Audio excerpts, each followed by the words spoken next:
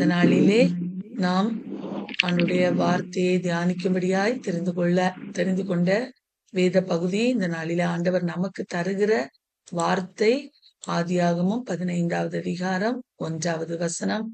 ஆதியாகமம் 15:1 இவ்வாறு சொல்லுகிறது: அபிராமே, நீ பயப்படாதே, நான் உனக்கு கேடகமும் உனக்கு மகா பெரிய பலனுமாயிருக்கிறேன் என்றார். அபிராமே, நீ பயப்படாதே, நான் உனக்கு கேடகமும் உனக்கு மகா பெரிய பலனுமாயிருக்கிறேன் என்றார். அன்பான தேவ பிள்ளைகளே, காலை வேளையிலே ஏதோ பயத்தோடு, ஏதோ ஒரு போராட்டத்தோடு இந்த பிரேயர்ல அட்டன் பண்ணிட்டு இருக்கிறீங்களா? ஆண்டவர் இந்த காலை வேளையிலே நம்ம எல்லாரையும் ஊக்கப்படுத்தும்படியா, எந்த பலவீனமா இருக்கட்டும், எந்த சோர்வுகளா இருக்கட்டும், ஏதோ ஒரு மனபாரங்களா இருக்கட்டும், இந்த காலை வேளையிலே ஆண்டவர் நம்ம எல்லாரையும் உயிர்ப்பிக்கும்படியாய் நம்ம எல்லாருக்கும் தருகிற வார்த்தை, நீ பயப்படாத, நான் உனக்கு கேடகம் உனக்கு மகா பெரிய பலனுமாயிருக்கிறேன் என்றார்.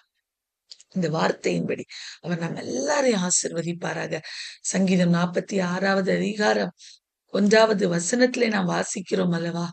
தேவன் நமக்கு அடைக்கலமும் பலனும், ஆபத்து காலத்திலே அனுகூலமான துணையுமானவர் என்று சொல்லி சங்கீதம் 46வது சங்கீதத்திலே நாம் வாசிக்கிறோம். பிரியமானவர்களே, சங்கீதம் 46வது அதிகாரம் 1வது வசனத்திலே இவ்வாறு வாசிக்கிறோம்: தேவன் நமக்கு அடைக்கலமும் பலனும், ஆபத்து காலத்தில் அனுகூலமான துணையுமானவர். உலகத்துல பூமி எப்படி நிலை மாறினாலும், மலைகள் நடு சமுத்திரத்துல சாய்ந்து போனாலும், அதுல எவ்வளவு பிரச்சனைகள், அதில் ஜலங்கள் கொந்தளித்து பொங்கி அதன் பர்வதங்கள் அதிர்ந்தாலும் ஆம் பயப்படவும் என்று வார்த்தை சொல்லுகிறார். பயப்பட தேவையே இல்லை. ஆண்டவர் நமக்கு வாக்கு கொடுத்திருக்கிறா, நீ பயப்படாதே, நான் உனக்கு கேடகம் உனக்கு மகா பெரிய பலனுமா இருக்கிறேன் என்று அவர் இந்த காலை வேளையில நமக்கு வாக்கு கொடுத்திருக்கிறார். அன்பான தேவ பிள்ளையே, தேவன் நம்முடைய நடுவில் இருக்கிறார், பயப்பட வேண்டிய அவசியமே இல்லை. சங்கீதம் 46 அழகாக சொல்லுகிறது, தேவன் அது நடுவில் இருக்கிறார், அது அசையாது. அதிகாலையிலே தேவன் அதற்கு சகாயம் பண்ணுவார். அதிகாலையில ஒவ்வொரு நாளும் இந்த உலகத்துல நிறைய பேர் தூங்கிட்டு இருக்காங்க, முக்காவாசி பேர் தூங்கிட்டு இருக்காங்க. ஏதோ கொஞ்சம் பேர் ஆண்டவரை தேடும்படி அதிகாலையில எழுப்பி, அதுல நம்மளும் ஒரு பார்ட்டா வந்து ஆண்டவருடைய சமூகத்துல ஜெபிக்க வருகிறோம் அல்லவா, ஆராதிக்க வருகிறோம் அல்லவா. நம்ம ஆண்டவர் அசைவுற விடவே மாட்டார். நம்முடைய நடுவில் அவர் இருக்கிறார், அது அசையாது. அதிகாலையிலே தேவன் அதற்கு சகாயம் பண்ணுவார். ஆகவே சேனைகளின் கர்த்தர் நம்மோடு இருக்கிறார். யாக்கோபின் தேவன் நமக்கு உயர்ந்த அடைக்கலமானவர். ஆகவே நாம் எதற்கும் பயப்பட தேவையே இல்லை. பிரியமானவர்களே, ஆண்டவர் இந்த வார்த்தையை ஆபிரகாமுக்கு கொடுப்பதற்கு காரணம் என்னவென்றால், அதற்கு முந்தைய அதிகாரத்தை நேற்றைய தினத்துல நம்ம எல்லாரும் வாசித்திருப்போம். பிரியமானவர்களே, அந்த அதிகாரத்துல நாம் பார்க்கும்போது தன்னுடைய சகோதரனாகிய லோத்துவை அங்கு சிறையாக கொண்டு போய் விடுகிறார்கள். அங்கு நீங்க வாசித்திருப்பீங்க. சிறையாக கொண்டு போனதை கேள்விப்பட்ட ஆபிரகாம் போய் அவனை விடுவித்து அழைத்து கொண்டு வருகிறார். அங்கு ஆண்டவர் அவருக்கு ஒரு மகத்தான ஒரு வெற்றியை கொடுக்கிறார். எல்லாம் நல்லபடியாக தான் நடந்தது, எல்லாம் நன்றாக போய் கொண்டிருக்கிறது. நேரத்துல பாருங்க, ஆபிரகாமுக்கு ஒரு சின்ன ஒரு பயம் மனசுல. அப்போதான் அவர் சோர்ந்து போய், எல்லாம் நல்லாதான் நடக்குது, அவருக்கு நல்ல வெற்றி ஆண்டவர் கொடுத்தார், ஜெயத்தை கொடுத்தார், எத்தனையோ ராஜாக்கள் அங்கே எழும்பி யுத்தத்தை நடத்தினார்கள், அவர்களால் செய்ய முடியாத பெரிய காரியத்தை அபிராம் மூலமாய் ஆண்டவர் செய்தார். தன்னுடைய சகோதரர் சிறைபிடிக்கப்பட்டு கொண்டு போகப்பட்டார் என்று கேள்விப்பட்ட மாத்திரத்துல ஓடி போய் அவர்கள் மேல் பவுஞ்சிகளாய் விழுந்து அவர்களை கொள்ளையடித்து தன்னுடைய சகோதரனை, தன்னுடைய பிள்ளைகளையும் எல்லாரையும் திருப்பி கொண்டு வந்தார் என்று நாம் பார்க்கிறோம். அன்பான தேவ பிள்ளையே, இப்பொழுது அவர் அந்த வெற்றியை சந்தோஷமாக தானே அவர் கொண்டாடி இருக்க வேண்டும். ஆனால் அவருடைய இருதயத்துல ஏதோ ஒரு கவலை, நம்முடைய வாழ்வில் கூட அநேக நேரங்களிலே ஏதோ ஒரு பாரம், அது என்ன பாரம் என்றே தெரியாத இப்படிப்பட்டதான ஒரு சூழ்நிலைகளுக்குள்ளாய் தள்ளப்படுகிற காரியங்களுக்கு நேராய் நாம் சென்று கொண்டிருக்கலாம். பிரியமானவர்களே, ஆனால் என்ன சூழ்நிலைமையா இருக்கட்டும், இந்த காலை வேளையிலே ஆண்டவர் நம்ம எல்லாருக்கும் தருகிற வார்த்தை, நீ பயப்படாதே, நான் உனக்கு கேடகமும் உனக்கு மகா பெரிய பலனுமா இருக்கிறேன் என்று அவர் நம்ம எல்லாருக்கும் வாக்கு கொடுக்கிறார். விசுவாசிப்போம் பிரியமானவர்களே, இந்த வார்த்தையை ஏற்றுக்கொள்வோம். என் ஆண்டவர் எனக்காக தந்திருக்கிற அந்த வார்த்தை, இந்த வார்த்தை நிமித்தமாய் அதை நான் பிடித்துக் கொள்ளுகிறேன். நான் இன்று பயப்பட மாட்டேன். நான் அவரோடு இணைந்து இந்த நாளிலே ஓடுவேன். அவருடைய சமூகத்துல அறிக்கை செய்து ஜெயம் எடுப்பேன் என்று விசுவாசத்தோடு இந்த வார்த்தையை நாம் அறிக்கை செய்ய வேண்டும். பிரியமானவர்களே, ஆண்டவர் இந்த வார்த்தையை கொடுத்து விட்டார் ஆபிராமுக்கு. அப்பொழுது ஆபிராம் ஆண்டவரை பார்த்து கேட்கிறார். ஏன்னா அவருக்கு மனசுல இருந்த கலக்கமே இந்த பின் பகுதியில் தான் இருக்கிறது. பிரியமானவர்களே, ஆபிராம் கேட்கிறார், எல்லாம் சரிதான் ஆண்டவரே, என்னை பார்த்து நீ பயப்படாதேன்னு சொல்லிட்டீங்க. உனக்கு நான் கேடகமா இருப்பேன், உனக்கு மகா பெரிய பலனா இருக்கிறேன் எல்லாம் சொல்லிட்டீங்க ஆண்டவரே. ஆனா எனக்கு என்னத்தை தருவேன்? கர்த்தராகிய 2 கேள்விகளை ஆபிராம் இந்த காலை வேளையிலே அந்த ஆபிராம் ஆண்டவருக்கு முன்பதாக வைத்தார். அந்த காலை வேளையில அந்த 2 கேள்விகளையும் தான் நாம் தியானித்து விட்டு கடந்து செல்ல போகிறோம். முதலாவதாக ஆபிரகாம் கேட்கிறார், ஆதியாகமம் 15:2 கர்த்தராகிய ஆண்டவரே, அடியேனுக்கு என்ன தருவீர் என்று கேட்கிற நியாயமான கேள்விதானே கேட்கிறார். ஊர் என்கிற கல்தையருடைய தேசத்திலிருந்து அவரை பிரித்தெடுத்து அழைத்து கொண்டு வந்து வாக்குத்தத்தெல்லாம் கொடுத்தாரு. அநேக வாக்குத்தத்தங்கள், எல்லா வாக்குத்தத்தங்களும் கொடுக்கப்பட்டிருக்கிறது. ஆனா அவருக்கு முக்கியமான ஆசீர்வாதம், பிள்ளை இல்லாம இருக்கிறேனே ஆண்டவரே, இது எனக்கு என்னத்தை தரப்போகிறீர் ஆண்டவரே என்று கேட்கிறார்.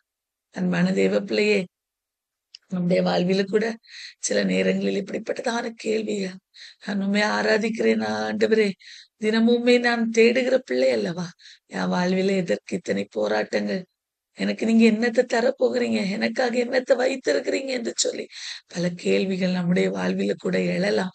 ஆபிரகாமுடைய வாழ்வில கூட அப்படிப்பட்ட கேள்விகள் எழுந்தது. பிரியமானவர்களே, அவன் கேட்கிறான், கர்த்தராகிய ஆண்டவரே, அடியேனுக்கு என்ன தருவி, நான் பிள்ளை இல்லாமல் இருக்கிறேனே என்று சொல்லி ஆண்டவருடைய சமூகத்துல கேட்கிறார். தன்னுடைய சந்தேகம், தன்னுடைய மனதில் எழுந்த கேள்வியை ஆண்டவரிடத்துல ஒரு சிநேகிதனிடத்துல பேசுகிறது போல கேட்கிறார். அன்பான தேவ பிள்ளை, இந்த காலை வேளையிலே நம்முடைய வாழ்விலே எத்தகைய பிரச்சனையா இருக்கட்டும், அது என்ன பிரச்சனையா இருக்கட்டும், ஆண்டவரிடத்துல சொல்லுவோம். ஆண்டவரே, எனக்கு இப்படி சூழ்நிலைமை இருக்குதுப்பா, நீங்க என்னத்தை எனக்கு தரப்போறீங்கப்பா, எனக்கு எதையாயிலும் செய்திருங்கப்பா, எனக்கு எதையாயிலும் செய்திருங்கப்பா என்று சொல்லி நம்ம இந்த காலை வேளையில கேட்கணும். பிரியமானவர்களே, ஆபிரகாம் கேட்டார், என்ன தருவீர் ஆண்டவரே? அவன் நினைக்கிறான், ஆண்டவர் எனக்கு வாக்குத்தத்தம் தந்தார் தான். ஆனா தமஸ்கு ஊரானாகிய தன்னுடைய வீட்டுல ஒரு வேலைக்காரர் இருக்கிறார். தமஸ்கு ஊரானாகிய இந்த இளையாசார் என் வீட்டு விசாரணை கர்த்தனாய் இருக்கிறானே என்று சொல்லி ஆண்டுடைய சமூகத்துல தன்னுடைய சஜஷன் எடுத்து வைக்கிறான். ஒருவேளை அந்த எலியேசர் தான் ஒருவேளை சுதந்திரவாளியா இருப்பானோ அப்படின்னு நினைச்சிட்டு அவர் சொல்றாரு. பிரியமானவர்களே, ஆண்டுடைய சமூகத்துல தன்னுடைய மனசுல என்ன தோணுச்சோ அது அப்படியே சொல்றாரு. பிரியமானவர்களே, உடனே ஆண்டவர் சொல்லுகிறார், இல்லை. பின்னும் ஆபிராம் ஆண்டவரை பார்த்து திருப்பியே சொல்றார், தேவரீர் எனக்கு புத்திர சந்தானம் அருளவில்லை, இன்னும் தரல, உன் சந்ததியை கடற்கரை மணலத்தனையாய் நான் பெருக பண்ணுவேன் வாக்கு கொடுத்தீர், பூமியில் உள்ள வம்சங்கள் எல்லாம் உனக்குள்ள ஆசிர்வதிக்கப்பட்டிருக்கும் சொன்னீர், எல்லாம் சரிதான். ஆனா எனக்கு நீர் என்ன புத்திர சந்தானம் அருளவில்லை. இதோ என் வீட்டில் பிறந்த பிள்ளை எனக்கு சுதந்திரவாளியா இருக்கிறான் என்று அந்த எலேசேரை முன்வைத்து ஆபிரகாம் சொல்றதை பார்க்கிற பிரியமானவர்களே, உடனே உண்மையாகவே ஆண்டவர் நினைச்சிருப்பார். ஆண்டவர் உடனே இந்த ஆபிரகாமை பலப்படுத்துகிறார். பிரியமானவர்களே, கர்த்தருடைய வார்த்தை உடனே அவனுக்கு உண்டாகி அவர் சொல்லுகிறார், திட்டமும் தெளிவுமாய் சொல்லுகிறார், இவன் உனக்கு சுதந்திரவாளி அல்ல, உன் கர்ப்ப பிறப்பானவனை உனக்கு சுதந்திரவாளியா இருப்பான் என்று சொல்லி ஆண்டவர் அவனுக்கு வாக்கு கொடுக்கிறார். உடனே கூட்டிட்டு போறாரு, மறுபடியும் கன்ஃபார்ம் பண்றாரு. அவனுக்கு கொடுத்த வாக்கு திட்டங்களை கன்ஃபார்ம் பண்றாரு. அடுத்தால கன்ஃபார்ம் பண்றாரு, கூட்டிட்டு போறாரு. வெளியில வா, வானத்தை பார், அண்ணாந்து பார், வானத்தை நல்லா பார், நட்சத்திரங்களை உன்னால் என்ன கூடுமா, அப்படி கூடுனா உன்னால என்ன கூடுமானால் அதை எண்ணு என்று சொல்லி ஆண்டவர் சொல்லுகிறார். சொல்லிட்டு சொல்றாரு, உன் சந்ததி இவ்வனமா இருக்கும் என்று சொல்லி ஆண்டவர் வார்த்தையை கன்ஃபார்ம் பண்றாரு. இந்த காலை வேளையிலே சோர்ந்து போய் வந்திருக்கிறீங்களா? உங்களுக்கு தந்த வாக்கு தத்தங்கள் எல்லாம் எங்கே போயிடுச்சு? ஆசாப் என்கிற கர்த்தருடைய மனிதன் பாருங்க, தன்னுடைய 77வது சங்கீதத்திலே சொல்லும் போது கர்த்தருடைய வாக்கு தத்தங்கள் எல்லாம் எங்கே? அவருடைய வாக்கு தத்தங்கள் எல்லாம் ஏன் செயலிழந்து போய்விட்டனவோ என்று பல கேள்விகளை ஆண்டவருக்கு முன்பதாக வைக்கிறார்.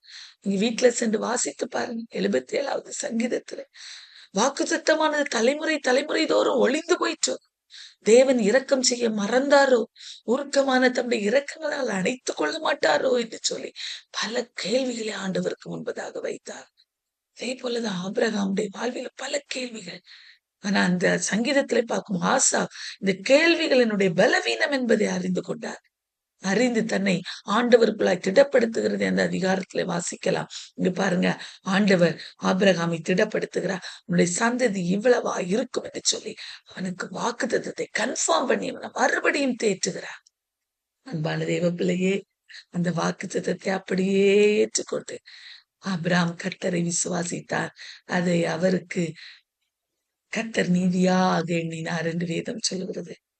ரோமரின் புஸ்தகம் 4வது அதிகாரத்திலே அன்பான தேவ பிள்ளையே, ஆபிரகாமை குறித்து எழுதப்பட்டிருக்கிறது. ஆபிரகாம் தேவனை விசுவாசித்தான், ஆகையால் அது அவனுக்கு அது நீதியாக எண்ணப்பட்டது என்று ரோமர்ல எழுதப்பட்டிருக்கிறது.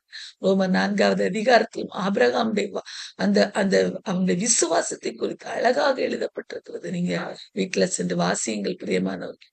அவன் கர்த்தரை விசுவாசித்தான், கர்த்தர் அதை அவனுக்கு நீதியாக எண்ணி கொடுத்தார். பிரியமானவர்களே, அடுத்து பாருங்க, பின்னும் அவனுக்கு சந்தேகம். அவன் மனசுல இருந்த அந்த சந்தேகம், அந்த எண்ணங்கள், அவன்கிட்ட என்னெல்லாம் தோணிச்சோ எல்லாத்தையும் ஆண்டுடைய சமூகத்துல முன் வைக்கிறான்.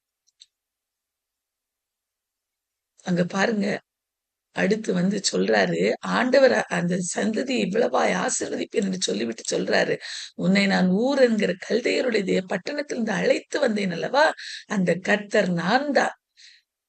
உனக்கு நான் எல்லாவற்றையும் சொந்தரித்துக் கொள்ளும்படியாக நான் ஒரு ஆசீர்வாதத்தை நான் உனக்கு கட்டளையிடுவேன் என்று சொல்லி ஆண்டவர் சொன்னார். உடனே ஆபிரகாம் பாருங்க, ஆண்டவர் இடத்துல மறுபடியும் கேட்கிறார், ஆண்டவரே, கர்த்தராகிய ஆண்டவரே, நான் அதை சொந்தரித்துக் கொள்வேன் என்று எதினால் அறிவேன் என்று சொல்லி ஆண்டுடைய சமூகத்துல கேட்கிறா. வாக்குத்தத்தங்கள் எல்லாம் இருக்குது, எல்லாம் சரிதான் ஆண்டவரே, குழந்தையை தருவேன்னு சொல்லிட்டீர், வானத்து நட்சத்திரங்களை போல கடற்கரை மணலை போல நான் உன்னை சந்ததியை ஆசீர்வதிப்பேன், நான் தான் உன்னை அழைத்துட்டு வந்த தேவன் எல்லாம் எனக்கு சொல்லிட்டீங்கப்பா, ஆனா ஒரு கன்ஃபார்ம் பண்ணிருங்கப்பா, இந்த காலை வேளையில அதை சொந்தரித்துக் கொள்வதற்கு எனக்கு ஒரு கன்ஃபர்மேஷன், நான் அதை எதனால் அறிவேன் என்பதை எனக்கு நீங்க எனக்கு காட்ட வேண்டும் என்று சொல்லி ஆண்டவர் ஆபிரகாம் கேட்கிறார் ஆண்டுடைய சமூகத்துல.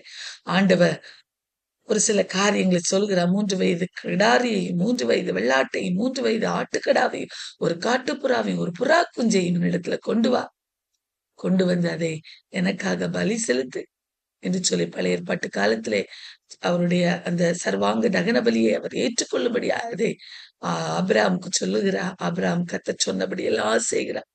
செய்த உடனே அங்கே ஆண்டவர் அவனுக்கு பிரத்யட்சமாய் வெளிப்படுகிறார். பிரியமானவர்களே, அவர் ஆபிரகாம் அந்த அயர்ந்த நித்திரையாய் அதை ஆண்டவருக்காக கொடுத்து விட்டு அவர் ஒரு சிச்சுவேஷன்ல அப்படியே தூங்கிட்டார். அவருக்கு ஒரு சோர்வு, அந்த சோர்வில் அப்படியே தூங்கிட்டார். பிரியமானவர்களே, தூங்கின உடனே கர்த்தர் என்ன பண்றாருன்னா, ஆபிரகாமோடு அநேக வார்த்தைகளை அவர் சொல்லுகிறதை பார்க்கிறோம். பிரியமானவர்களே, கர்த்தர் ஆபிரகாமோடு அப்பொழுது அவர் ஆபிரகாமை நோக்கி ஆண்டவர் இடைப்படுகிறார். தீர்க்க தரிசனமாய் அநேக காரியங்களை பாருங்க. யாக்கோபுடைய காலகட்டத்திலே அங்கே அந்த இஸ்ரேல் ஜனங்கள் கானானிலிருந்து எகிப்தில அடிமைகளாய் அவர்கள் அந்த போய் அங்கு 450 வருஷம் அவர்களோடு சேவிப்பார்கள் என்பதை, 400 வருஷம் உபத்திரவப்படுவார்கள் என்பதை ஆபிரகாமுக்கு ஆண்டவர் காட்டி கொடுக்கிறார். அநேக காரியங்களை, எதிர்காலத்தில் நடக்க போகிற காரியங்களை ஆண்டவர் அவருக்கு எல்லாவற்றையும் சொல்லி கொடுக்கிறார். சொல்லி கொடுத்துட்டு ஆண்டவர் கர்த்தர் ஆபிரகாமோடே உடன்படிக்கை பண்ணினாரா. கன்ஃபர்மேஷன், ஆண்டவரோடு ஒரு உடன்படிக்கை. அந்த ஆபிரகாமோடு கர்த்தர் உடன்படிக்கை பண்ணுகிறார். உன்னை நான் ஆசீர்வதிப்பேன், உனக்கு எகிப்து நதி தொடங்கி ஐப்ராத் நதி என்னும் பெரிய நதி மட்டும் உள்ள இந்த மனிதர்கள் எல்லாம் வாழுகிற இந்த தேசத்தை உன் சந்ததிக்கு கொடுத்தேன் என்று சொல்லி மறுபடியும் அந்த வாக்குத்தத்தத்தை கன்ஃபார்ம் பண்றார். தீர்க்க தரிசனங்களை கொடுத்து இன்னும் ஆண்டவர் அவருக்கு கொடுத்த வாக்குத்தத்தங்களை அவர் கன்ஃபார்ம் பண்றார். அன்பான தேவ பிள்ளை, இந்த காலை வேளையிலே நம்முடைய வாழ்வில் கூட பல கேள்விகளோடு கேள்விகள் நிறைந்த பல குழப்பமான சூழ்நிலை மேலே ஒருவேளை இந்த பிரேயர்ல நீங்க அட்டன் பண்ணிட்டு இருக்கலாம். காலை வேளையிலே ஆண்டவரே எனக்கு என்ன தருவி, கர்த்தராகிய ஆண்டவரே அடியேனுக்கு என்ன தருவி, கர்த்தராகிய ஆண்டவரே இதை நான் சுதந்திரித்துக் கொள்வேன் என்று எதனால் அறிவேன் என்று கேள்விகளோடு வந்திருக்கிறீங்களா? ஆபிரகாமுடைய வாழ்விலே எழுந்த கேள்விகளைப் போல இந்த பிரேயர்ல நீங்க அட்டன் பண்ணிட்டு இருக்கிறீங்களா? ஆண்டவர் நம்ம எல்லாருக்கும் தருகிற வார்த்தை, நான் உனக்கு சொன்னதை செய்யும் அளவு உன்னை நான் கைவிடவே மாட்டேன். நான் உனக்கு கேடகமா, நீ பயப்படாதே. நான் உனக்கு கேடகமோ, உனக்கு மகா பெரிய பலனுமா இருக்கிறேன். நான் உனக்கு என்ன சொன்னேனோ, உன்னை நான் ஆசீர்வதிப்பேன் என்று சொன்ன வார்த்தைகளை நிச்சயம் உனக்கு நான் நிறைவேற்றுவேன். உன்னை ஆசீர்வதிப்பேன், உன்னை மேன்மைப்படுத்துவேன், உன்னை கனப்படுத்துவேன் என்று இந்த காலை வேளையில வாக்கு கொடுக்கிறார்.